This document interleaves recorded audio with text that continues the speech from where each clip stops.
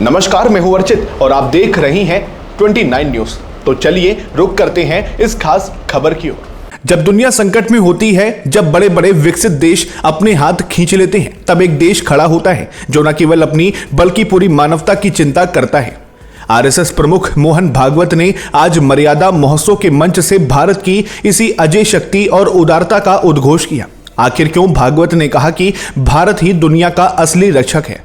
आज मर्यादा महोत्सव के पावन अवसर पर स्वयंसेवकों और प्रबुद्ध जनों को संबोधित करते हुए सरसंघ चालक मोहन भागवत ने कहा कि भारत का स्वभाव कभी स्वार्थी नहीं रहा। उन्होंने याद दिलाया कि पिछले कुछ वर्षों में जब भी किसी देश पर प्राकृतिक आपदा या आर्थिक संकट आया, भारत ने बिना किसी भेदभाव के सबसे पहले मदद का हाथ बढ़ाया।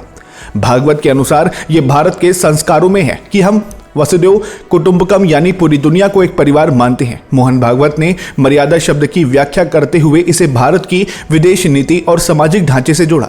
उन्होंने कहा कि मर्यादा का अर्थ केवल नियमों का पालन करना नहीं, बल्कि दूसरों के दुखों को अपना समझना है।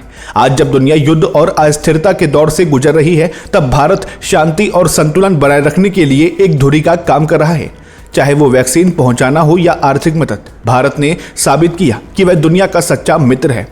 संबोधन के दौरान उन्होंने आंतरिक एकता पर भी जोर दिया। भागवत ने कहा कि अगर हमें दुनिया की चिंता करनी है तो पहले हमें खुद को मर्यादा में रहकर शक्तिशाली बनाना होगा। जब भारत के नागरिक अनुशासित और एकजुट होंगे, तभी हमारा राष्ट्र दुनिया के संकटों को हरने की क्षमता रखेगा।